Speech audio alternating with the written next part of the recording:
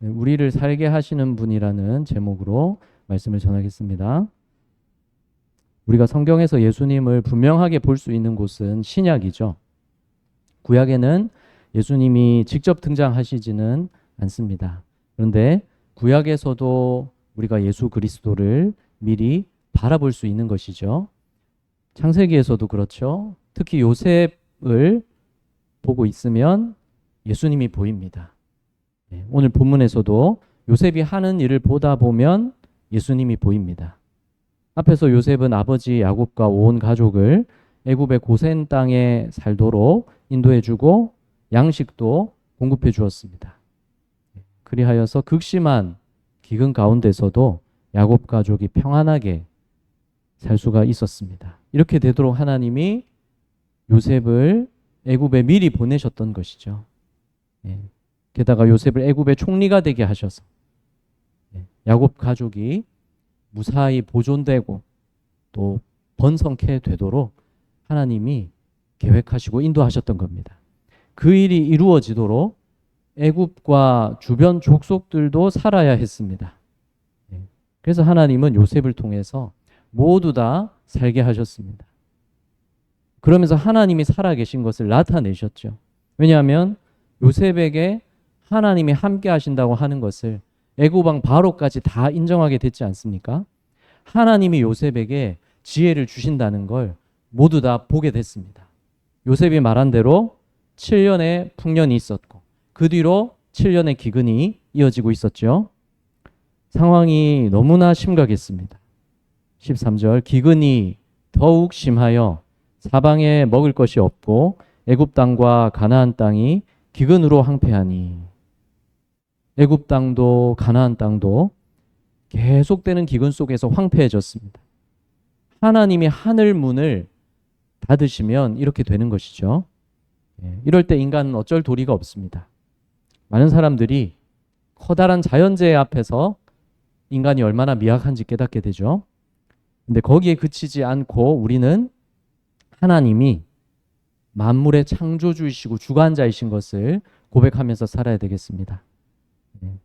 그리고 세상에 일어나는 어떤 현상이든지 하나님 계획 속에 있다는 것을 우리가 믿는 것이죠.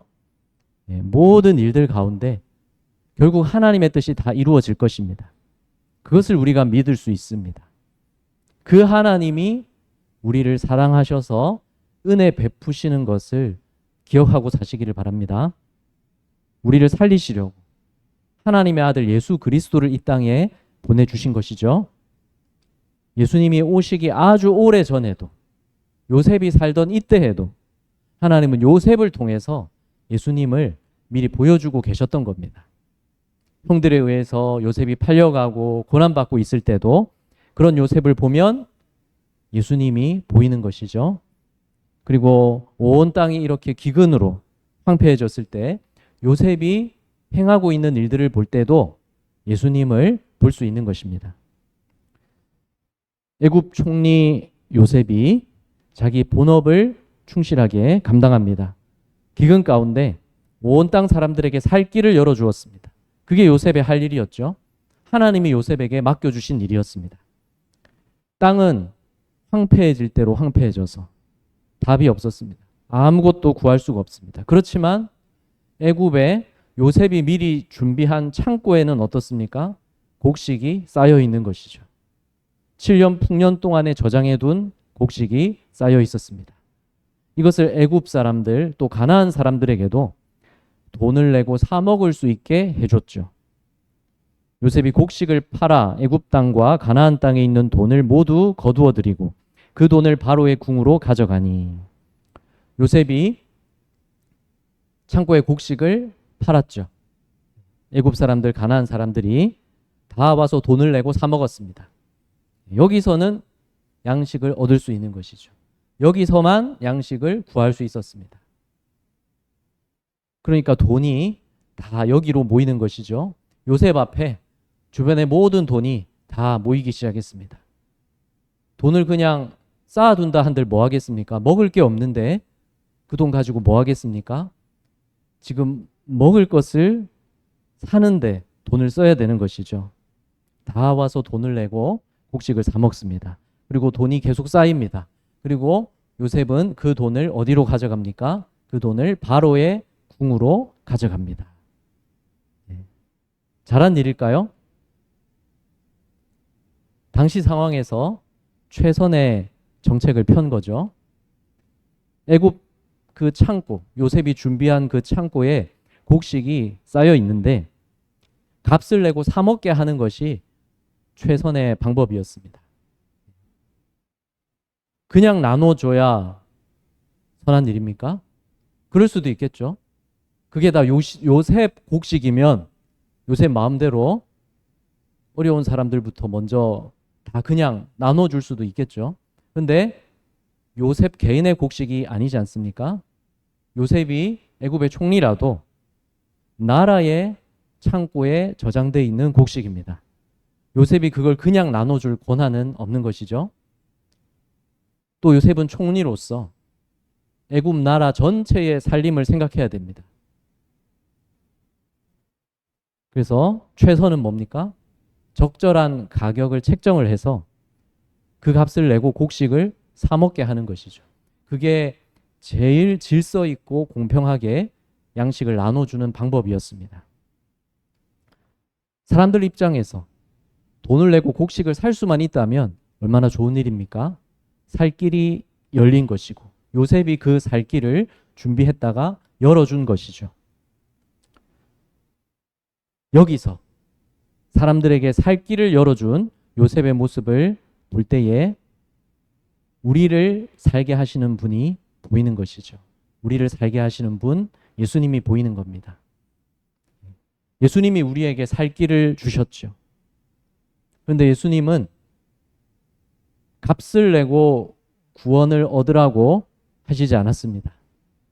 요셉은 이 땅에서 이 땅 나라의 총리로서 할 수 있는 최선은 값을 내고 사 먹게 하는 것이었지만, 값을 내고 살게 하는 것이었지만, 그러나 예수님은 인간의 최선을 넘어 주님의 사랑과 은혜로서 진정한 최선책, 우리를 구원하시기 위한 그 유일한 방법을 우리에게 베푸셨습니다. 바로 값 없이 예수님께 와서 영생을 얻으라는 것이었습니다. 요한복음 7장 37절에서 예수님이 이렇게 말씀하십니다. 명절 끝날 곧 큰 날에 예수께서 서서 외쳐 이르시되 누구든지 목마르거든 내게로 와서 마시라. 누구든지 목마르거든 배고프거든 생수가 필요하거든 양식이 필요하거든 예수님께 와서 마시고 먹으라는 것입니다. 이사야 55장 1절에 이렇게 나오는 말씀이 있습니다. 같이 읽겠습니다. 오호라 너희 모든 목마른 자들아 물로 나아오라. 돈 없는 자도 오라. 너희는 와서 사 먹되 돈 없이 값 없이 와서 포도주와 젖을 사라. 바로 이 말씀, 예수님이 이 땅에 오셔서 하실 말씀이었고 바로 우리 모두에게 하실 말씀이었습니다. 예수님께로 와서 값 없이 영의 양식을 얻고 생명 양식을 얻으라는 것이죠. 값 없이 구원을 얻으라는 것입니다. 왜 이게 가능합니까? 예수님이 우리에게 양식이 되어 주시기 때문입니다. 예수님이 우리에게 생명을 내어 주시는 빵과 떡이 되어 주시기 때문이죠. 예수님의 몸을 우리 위해 주셨고 예수님의 피를 우리 위해 우리 죄값으로 흘려 주셨습니다. 그러니까 우리는 값 없이 예수님께 나아가서 구원을 받기만 하면 되지만 값이 치러지지 않은 것이 아니라 예수님이 십자가에서 보혈로 값을 대신 치러 주신 것이죠. 그 값을 우리는 생각하고 그 보혈의 값이 얼마나 귀한지 우리는 믿고 바라보아야 되는 것입니다. 야곱 가족은 어땠습니까? 야곱 가족은 돈을 내고 사 먹은 게 아니라 고센 땅에 와서 요셉이 공급해 주는 양식을 먹을 수가 있었죠. 요셉이 다 알아서 공급해 줬습니다. 우리도 예수님 안에서 값없이 영생을 얻는 것이죠.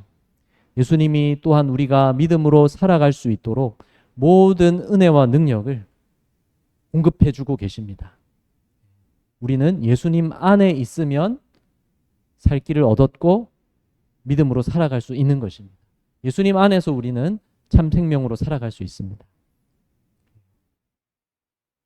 왜 그렇습니까? 예수님의 보혈이 충분하기 때문이죠.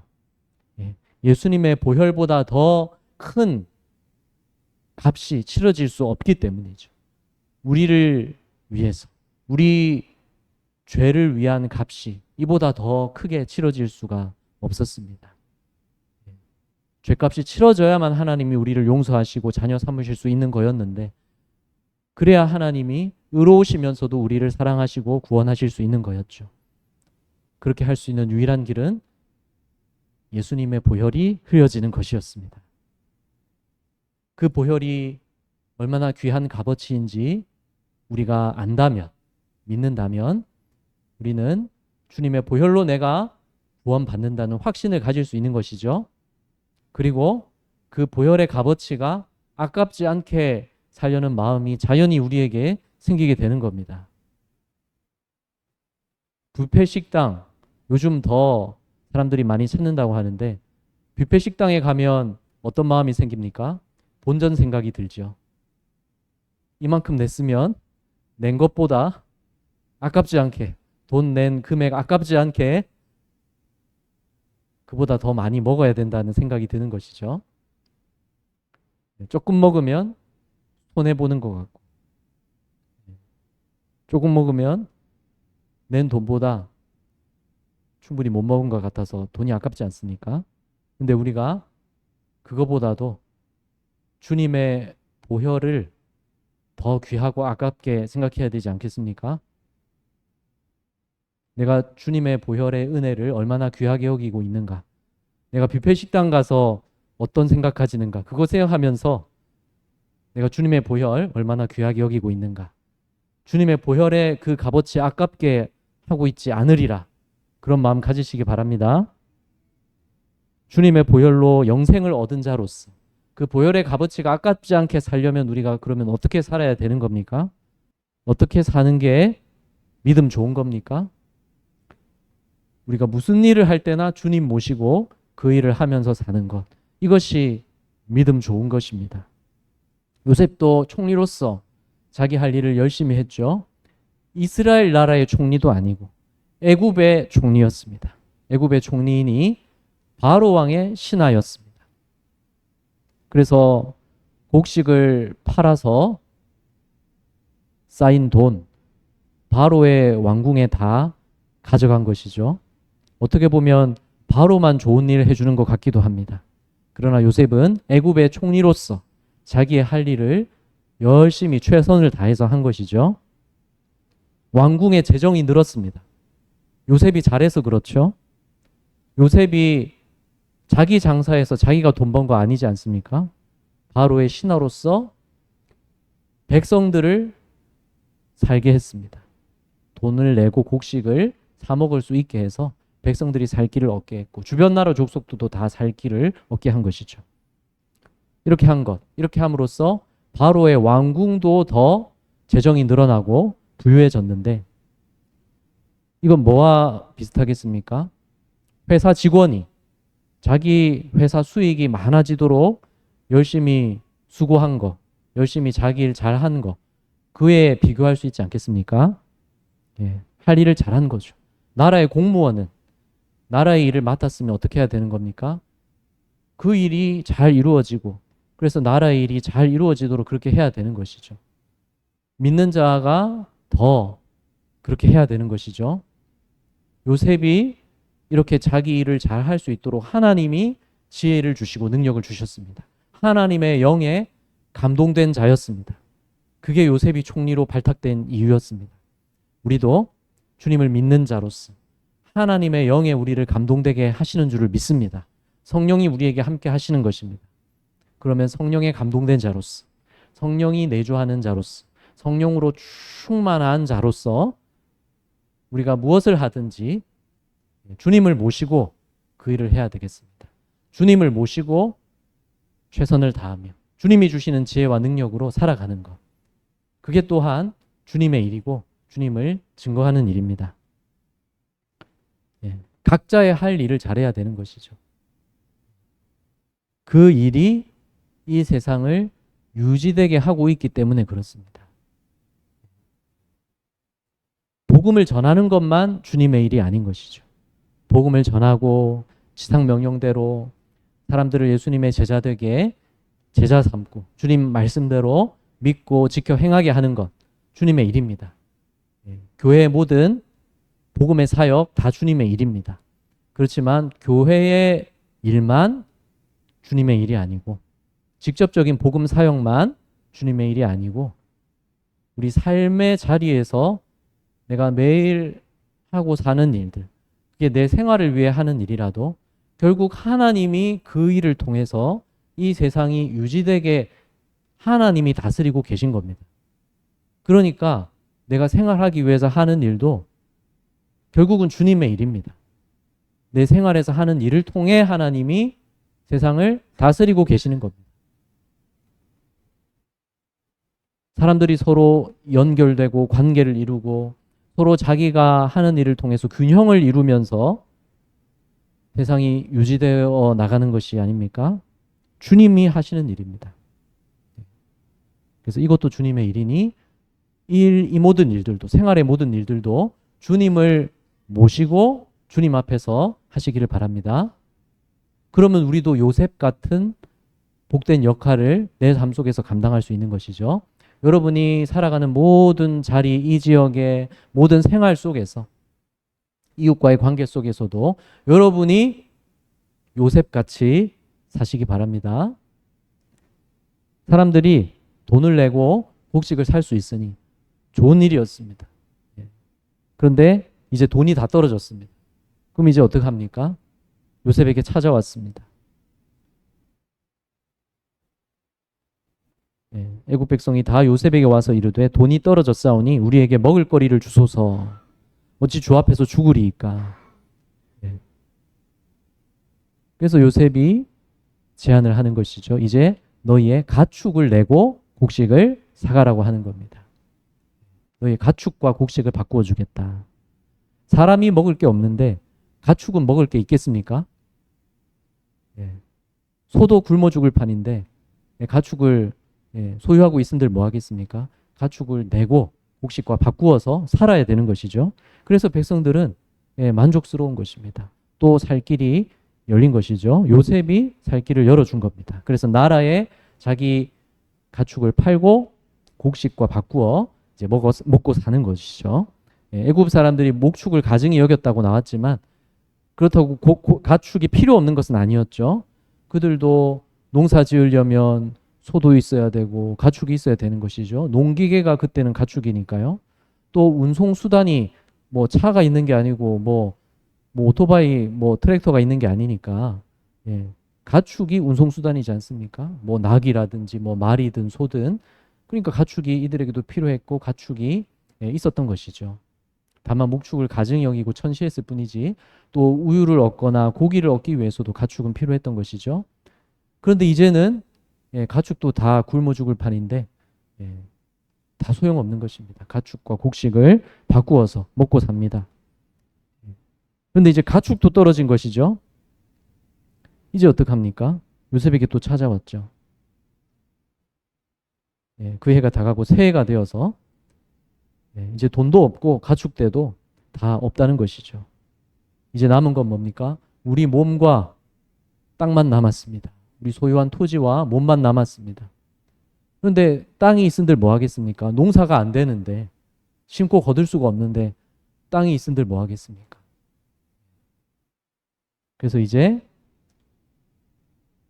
우리의 토지와 함께 주의 목전에 죽으리이까. 우리 몸과 우리 토지를 먹을 것을 주고 사소서. 이제 자기 자신들과 자기들의 소유한 땅을 이제 곡식과 바꾸어 달라는 것이죠. 그럼 우리가 땅도 바치고 우리 자신도 바쳐서 바로의 종이 되겠습니다. 소장농으로 살게 해달라는 것이죠. 우리에게 종자를 주시면 그래서 우리가 소장농으로 먹고 살게 해주시면 그래야 우리가 살고 죽지 아니하겠습니다. 그리고 토지도 황폐하게 되지 아니하겠습니다. 토지가 이대로 황폐하게 되어 있으면 흉년이 끝난다 한들 여전히 이 토지가 황폐하니 살 길이 곧바로 해결되지 않는 것이죠. 그래서 종자를 심게 해달라고 요셉에게 말했고 요셉이 이제 그렇게 해주는 것입니다. 애굽의 모든 토지를 사서 바로에게 돌리고 그리고 사람들을 바로의 그 종이 되게 합니다. 그러니까 백성들이 좋아하는 것입니다. 그들이 이르되 주께서 우리를 살리셨사오니 우리가 주께 은혜를 입고 바로의 종이 되겠나이다. 우리가 지금 관점에서 보면 사람들이 지금 기근 때문에 먹고 살 길이 없어서 돈도 다 바치고 가축도 다 바치고 땅도 뺏기고 종까지 되는 거 아니냐 이렇게 볼 수 있지만 당시로서는 이게 먹고 살 수 있는 유일한 길이었고 유일한 살 길이었죠. 그래서 차선책이지만 최선이었습니다. 인간의 지금 이 세상의 뭐 정치나 제도나 이런 것은 이와 마찬가지죠. 사실 차선책입니다. 임시수단인 것이죠. 그러나 지금 이 세상에서 우리가 살아가는 동안에는 우리로서는 이게 최선책이죠. 그러나 진정한 최선책은 아니고 임시수단이며 차선책입니다. 그러면 진정한 최선책은 누구에게 있습니까? 하나님께 있는 것이죠. 진정한 구원, 진정한 회복, 진정한 만족은 하나님께 있고 하나님이 주실 수 있는 겁니다. 이 세상에 우리의 차선책을 의지하지 마시고 최선책을 가지신 유일하신 분. 우리 하나님께만 진정한 최선책이 있고 구원의 길, 진정한 만족이 있으니 그 하나님만 의지하시기 바랍니다. 그 하나님을 신뢰하시기 바랍니다. 우리의 차선책이 막혔다고 해서 낙심하거나 포기하거나 절망하지 마시기 바랍니다. 차선책이 막혔을 뿐입니다. 막혔어도 그건 차선책일 뿐입니다. 우리 하나님께는 우리 아버지께는 최선책이 이미 있고 그 계획이 이미 있으시고 그 계획대로 우리를 인도해 가고 계십니다.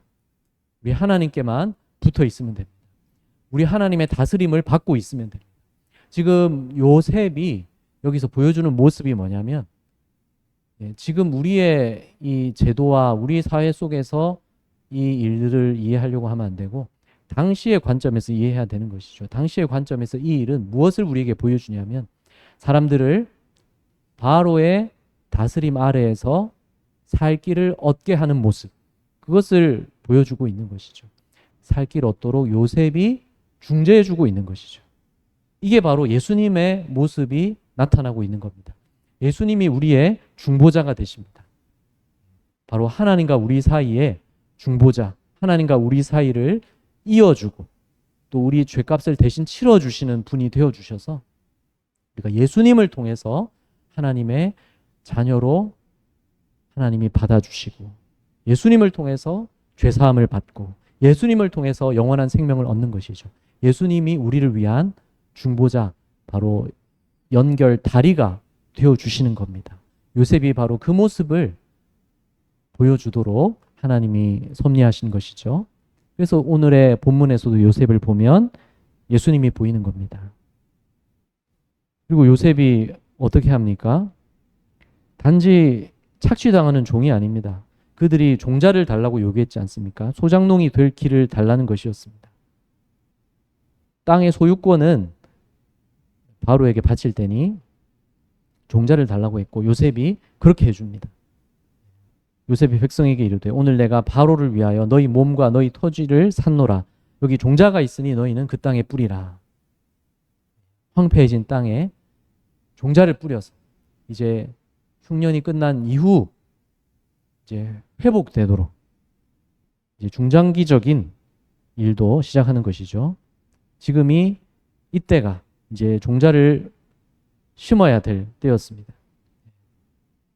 그리고 당시로서는 파격적인 혜택을 주는 겁니다. 그 추수한 것의 5분의 1은 바로에게 바치고 5분의 4는 너희가 가지라는 겁니다. 그래서 다시 심을 종자로도 삼고 너희 양식으로도 삼고 가족과 너희 자녀들이 먹고 삼을 양식으로 삼으라는 것이죠. 당시로서는 5분의 1만 상납하라는 것은 아주 파격적인 그런 혜택이었던 것입니다.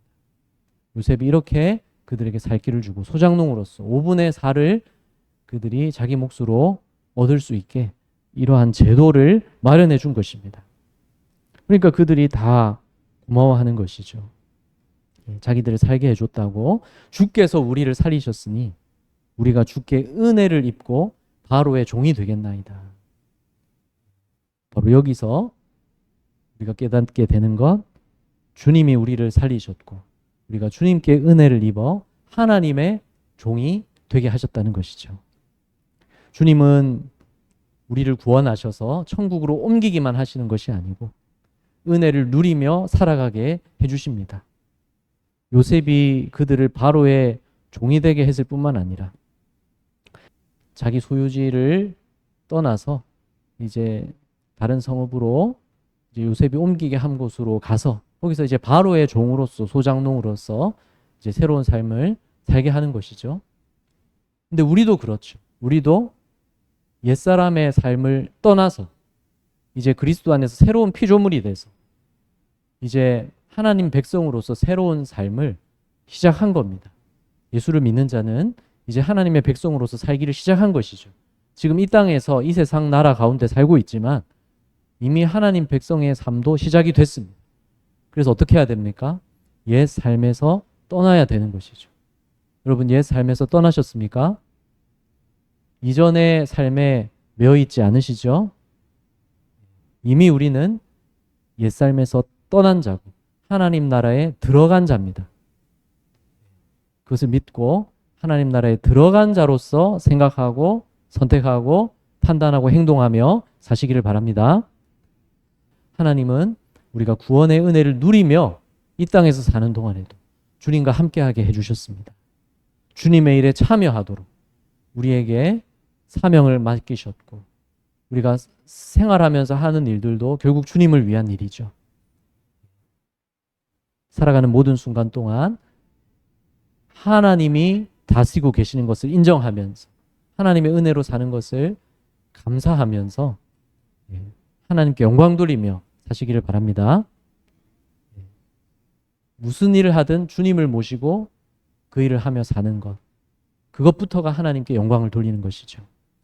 가정에서도 주님을 모시고 살아가는 것이고 일터에서도 주님을 모시고 그 일을 하는 것이고 누구와의 관계 속에서든 우리는 주님을 모시고 사는 자입니다. 하나님 나라에 이미 들어간 자입니다. 그렇게 사시기를 바랍니다. 요셉이 애굽 토지법을 이렇게 세운 겁니다. 그래서 5분의 1이 바로에게 상납되게 했는데 제사장의 토지는 바로의 소유가 되지 않았습니다. 그들은 땅을 팔 필요가 없었기 때문이죠. 왜냐하면 그들은 바로에게 녹을 받고 살고 있었기 때문입니다. 바로가 직접 양식을 공급해주고 있었던 것이죠. 그러니 제사장들은 자기 토지를 팔 필요가 없었습니다. 이것을 보여주는 이유는 장차 이스라엘의 제사장들과 이 애굽의 제사장들이 어떻게 다른지를 보여주기를 시작한 겁니다. 암시해주고 있는 겁니다. 애굽의 종교 체계와 하나님을 믿는 신앙이 어떻게 다른지를 보여주고 있는 겁니다. 그러니까 이 애굽의 제사장들은 어떻습니까? 바로와 결탁되어 있습니다. 바로를 위한 제사장들입니다. 이들이 누구를 위해서 기도해 줬겠습니까? 바로를 위해서 기도하고 바로를 위해서 제사하고 바로를 위해서 축복했겠죠. 바로도 이들이 필요했습니다. 그래서 이들은 바로가 주는 땅을 소유하고 있었고 바로가 주는 녹을 받으며 살고 있었습니다. 바로와 함께 권력이 있었습니다. 정치적인 영향력도 있었고 경제적인 능력도 있었던 것이죠. 요셉이 그런 것을 다 깨트릴 권한은 없었습니다. 요셉은 총리로서 할 일을 최선을 다해서 했죠. 요셉도 그 애굽의 종교 체계 안에서 다만 하나님을 섬기는 자로서의 정체성을 지키면서 할 일을 한 겁니다. 우리도 그렇게 해야 되는 것이죠. 이 세상이 하나님을 다 인정하고 우리가 하나님을 인정하는 그 체계 안에서 항상 생활할 수 있는 건 아니지만 이 세상 가운데 살면서도 또 하나님을 알지 못하는 사람들과의 관계 속에서 살면서도 우리 정체성을 잃지 않고 나는 하나님을 믿는 자임을 잊지 않고 우리의 할 일을 최선을 다해서 잘 하면 되는 것입니다. 그럴 때 요셉은 바로를 섬긴 것 같지만 바로를 섬긴 게 아니라 하나님의 계획에 쓰임받고 있었고 백성들의 구원자가 됐습니다. 예수님을 대신하는 하나님을 대신하는 구원자는 아니지만 하나님이 요셉을 통해서 애굽도 가나안 사람들도 야곱 가족도 살게 하신 것이죠. 그러면 이스라엘 제사장들은 이후에 어땠습니까? 이스라엘 제사장들은 땅을 소유하지 않았죠. 이스라엘 제사장들은 성전에서 하나님을 섬기는 일을 하면서 그 일을 하고 받는 것으로만 먹고 살았습니다. 생활했습니다. 바로 백성들의 11조와 또 재물의 일부가 제사장들 그들의 몫이 되었죠. 그리고 땅을 소유하지 않았고 백성들 지파별로 분배받은 땅 가운데 제사장들이 그 살 성읍을 주었던 것이죠. 그래서 애굽과 이스라엘 백성의 그 차이는 뭡니까? 애굽에는 바로가 절대자였고 바로가 왕이었고 그러나 이스라엘 백성들에게는 하나님이 왕이셨죠. 그래서 나중에 이스라엘 백성들이 왕을 요구했던 게 죄가 되었던 이유는 진정한 왕이신 하나님을 신뢰하지 않고 따르지 않으면서 불신앙하면서 다른 주변 나라들처럼 자기들도 왕이 있어야 되겠다. 그렇게 했던 것이죠. 그래서 하나님 앞에 죄가 되었던 것입니다. 다윗의 인구조사가 죄가 되었던 이유도 같은 선상에서 이해가 되는 것이죠.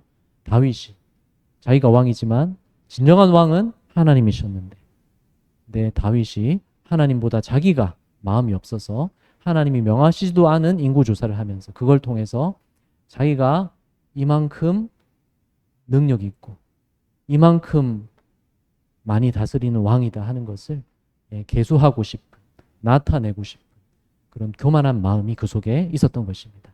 그래서 그것이 죄였던 것이죠.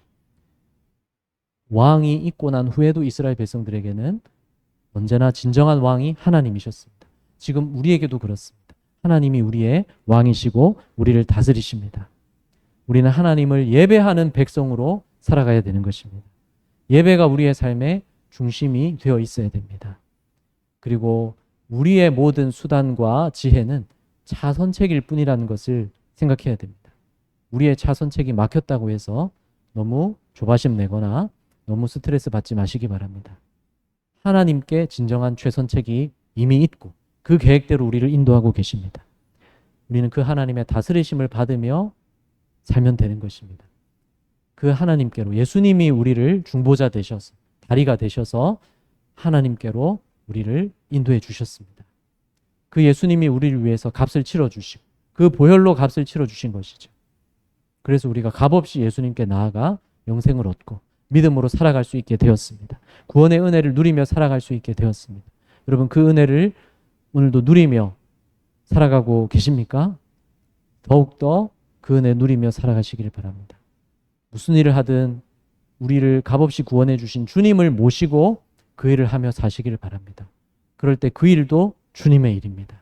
주님이 우리를 그렇게 구원하셔서 주님의 일을 하며 주님을 위해 살도록 우리를 은혜 가운데 불러주시고 인도하고 계십니다. 그리고 함께 하십니다. 모든 삶 속에서 우리 왕이신 하나님, 우리의 구원자 예수님 그 은혜 의지하며 온전히 주님께 영광 돌리며 사시기를, 모든 일 속에서 주님께 영광 돌리며 사시기를 간절히 바랍니다. 기도하겠습니다.